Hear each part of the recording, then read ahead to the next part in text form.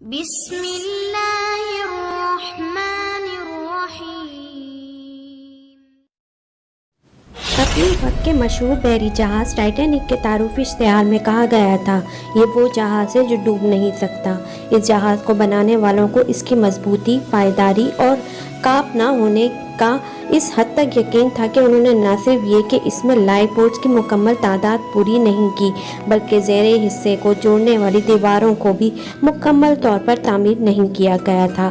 لیکن ان کے وہم و گمان میں بھی نہ تھا کہ اگر جہاز کے ابتدائی حصے میں پانی بھر جائے تو وہ پانی پچھلے حصوں میں بھی جا سکتا ہے۔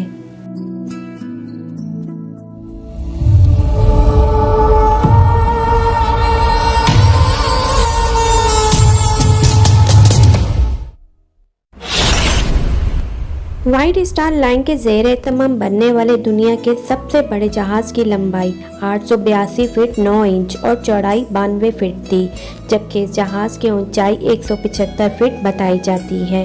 اس جہاز کی تعمیر کا حکم نامہ 17 ستمبر 1908 کو جاری ہوا تھا اور اس کی تعمیر 31 مارچ 1909 کو شروع ہوئی تھی۔ 31 مئی 1911 کو اسے پانی میں اتارا گیا اور 2 اپریل 1912 کو اس کی تعمیر مکمل ہو گئی۔ اس کے 8 دن بعد یعنی 10 اپریل 1912 عیسوی کو رات 9 بجے یہ جہاز اپنے اولین سفر پر برطانوی شہر ساؤتھ ہیمپٹن سے امریکہ کے شہر نیو یارک کے لیے روانہ ہوا۔ اس وقت جہاز میں عملے کے 892 افراد سمیت 3327 مسافر سوار تھے۔ سفر کے ابتدائی 4 دن بہت خوشگوار گزرے۔ جہاز کے مالکان خوشی اور فخر کے جذبات سے لربریز تھے اور مسافر دنیا کے سب سے بڑے اور سب سے پرستاش جہاز میں سفر کرنے پر اپنی خوش بختی پر ناز کر رہے تھے۔ ٹائٹینک کے کپتان کا نام ایڈورڈ جان سمتھ تھا، جو کہ ایک تجربہ کار کپتان تھا، لیکن انہوں نے وائٹ اسٹار لائن کی ہدایت پر تمام حفاظتی تدابیر بالائے طاق رکھتے ہوئے کوشش کی کہ وہ بحر اوقیانوس کو سب سے کم مدت میں عبور کر کے نیا عالمی ریکارڈ قائم کریں گے۔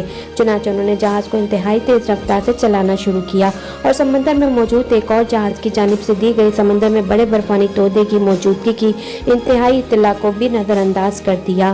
ادھر حالت یہ تھی کہ ٹائٹینک کے عملے کے پاس دوربین بھی موجود نہیں تھی، جس کے باعث وہ دھند کے باعث زیادہ دور تک دیکھنے سے بھی قاصر تھے۔ یہ 14 اپریل 1912 کا دن تھا جب جہاز کے عملے نے ایک بہت بڑے آئس برگ کو قریب ہوتے ہوئے دیکھا۔ کپتان کو فوری طور پر اس کی اطلاع کی گئی، لیکن بدقسمتی سے تب تک بہت دیر ہو چکی تھی۔ جہاز انجن بند کرنے کے باوجود رات 11:40 پر ایک بہت بڑے برفانی تودے یعنی آئس برگ سے ٹکرا گیا۔ ٹائٹینک کے حصوں کو آپس میں جوڑنے کے لیے جن ریپورٹس کو استعمال کیا گیا تھا، اسٹیل کے بجائے بہت ناقص میٹیریل سے بنائی گئی تھی۔ جہاز کے آئس برگ سے ٹکراتے ہی یہ ریمٹس ٹوٹ گئیں اور سمندر کا شوریدہ پانی تیزی سے جہاز میں داخل ہو گیا۔ جہاز کا انجن بند ہونے کے باعث مسافروں کو بھی احساس ہوا کہ کچھ گڑبڑ ہے، چونکہ جہاز کے زیر حصے میں حفاظتی دیواریں نہیں بنائی گئی تھیں، اس لیے تھوڑی ہی دیر میں پانی پورے جہاز میں پھیل گیا۔ پانی بھرنے سے جہاز کا اگلا حصہ اتنا بھاری ہو گیا کہ جہاز ڈوبنا شروع ہو گیا اور صرف 3 گھنٹے میں 2 ٹکڑے ہو کر سمندر میں ڈوب گیا۔ جہاز میں صرف 20 لائف فورس تھیں، جو مسافروں کی تعداد حساب سے بہت کم تھی۔ کشتیاں کم رکھنے کی وجہ وہی دعویٰ تھا جس کے تعارفی اشتہار میں کہا گیا تھا، یعنی ٹائٹینک وہ جہاز ہے جو ڈوب نہیں سکتا۔ اس طرح نہ ڈوبنے کا یقین اس جہاز کو لے ڈوبا۔ ان لائف بوٹس کی مدد سے صرف 755 مسافر ہی اپنی جان بچانے میں کامیاب ہو سکے اور باقی مسافر، جن کی تعداد 1990 سے 1645 کے درمیان بتائی جاتی ہے، ڈوب کر ہلاک ہو گئے۔ زندہ بچنے والوں میں بدقسمت جہاز کا مالک روز بھی شامل تھا، جو خواتین اور بچوں کو ڈوبتے جہاز میں چھوڑ کر ایک کشتی کے ذریعے جان بچانے میں کامیاب رہا۔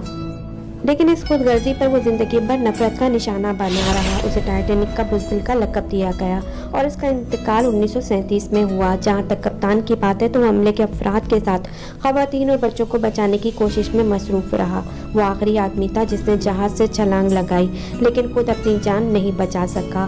کپتان کے اس عظیم جذبے کو خراج تحسین پیش کرنے کے لیے اس کا مجسمہ برطانیہ کے شہر لچ فیلڈ اسٹیفورڈ شائر کے بیکن پارک میں نصب کیا گیا ہے۔ कप्तान ने इस मौके पर मदद के लिए SOS सिग्नल भी दिया। यहाँ ये बात काबिल जिक्र है कि ये पहला मौका था जहाँ मदद के लिए SOS के सिग्नल का इस्तेमाल किया गया। टाइटैनिक से कुछ फासले पर 3 बहरी जहाज मौजूद थे जिनका नाम फ्रैंकफर्ट, कार्पेथिया और माउंट ट्रैपल था, मगर इन तीनों जहाज़ों ने टाइटैनिक के सिग्नल पर फौरी तवज्जो नहीं दी। इनमें से कार्पेथिया नामी एक जहाज सुबह के वक्त टाइटैनिक तक पहुंचा, लेकिन उस वक्त तक टाइटैनिक मुकम्मल तौर पर गर्काब हो चुका था। कार्पेथिया का अमला सिर्फ लाइफ बोट्स में सवार मुसाफिरों और अमले के अरकान की जान बचाने में कामयाब हो सका। 73 बरस बाद 1 सितंबर 1985 को मुहिम जून की एक टीम ने बहरे ओकियानूस की गहराई में टैंक की बाक़यादत को तलाश कर लिया, जिसकी वजह से नए इंकशाफात सामने आए। इन बाक़यादत की तलाश के लिए माहिरीन एक अरसे से जुस्तजू में थे, मगर हर मरतबा नाकामी उनका मुकद्दर बनती।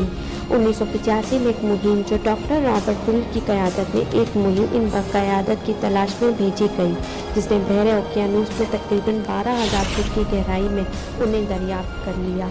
इस दरियाफ्त के नतीजे में बाज़ तकलीफदेह हक़ाइक़ भी सामने आए, और वो ये हक़ाइक़ थे कि ज़िंदगी और मौत की इस तवील कशमकश में भी समाजी और इक़्तिसादी तक़सीम को मद्देनज़र रखा गया था।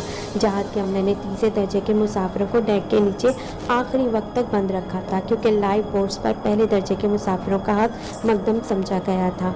तीसरे दर्जे में सफ़र करने वाली 179 औरतों में से 81 हलाक हो गई, जबकि पहले दर्जे में सवार 143 औरतों में से सिर्फ 4 हलाक हुई, जिनमें से भी 3 की हलाकत की वजह यह बनी कि उन्होंने अपने शौहरों का साथ तर्क करना कबूल नहीं किया था। 1997 में टाइटैनिक के मौजू पर एक ज़बरदस्त फिल्म बनाई गई, जिसने मकबूलियत के तमाम पिछले रिकॉर्ड तोड़ दिए। ये फिल्म जेम्स कैमरून ने बनाई थी और इसमें मरकज़ी किरदार केट विंसलेट और लेओनार्डो डिकैप्रियो ने अदा किए थे।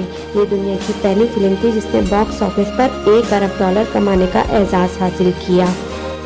यह एजाज़ 12 साल तक कायम रहा। इस फिल्म को 14 शोबों में ऑस्कर अवार्ड के लिए नामजद किया गया, जिनमें से 11 में से कामयाबी मिली। टाइटैनिक के मौजू पर लातादाद किताबें भी तहरीर की गई हैं, जिनमें इस हादसे की एक पहलू को महफूज किया गया है। 1997 में बनने वाली टाइटैनिक फिल्म भी इस मौजू पर बनने वाली अव्वलीन फिल्म नहीं थी, बल्कि पहले भी इस मौजू पर कई फिल्में बन चुकी थी। बल्कि जिस साल टाइटैनिक डूबा उसी साल इस पर एक खामोश फिल्म भी बनाई गई थी, लेकिन इनमें से बेशतर की नोयत दस्तावेजी फिल्मों की थी। चुनांचे उन्हें वो कामयाबी हासिल नहीं हुई जो 1997 में बनने वाली फिल्म को हासिल हुई। अगर दुनिया में होने वाले बड़े बहरी हादसों की फहरिस्त देखी जाए तो टाइटैनिक का नंबर कहीं नीचे आता है, और दुनिया में इससे बड़े बहरी हादसे हुए हैं जिनमें कहीं ज़्यादा लोग गर्क हुए, लेकिन टाइटैनिक को जो शोहरत मिली वो किसी और के हिस्से में ना आई।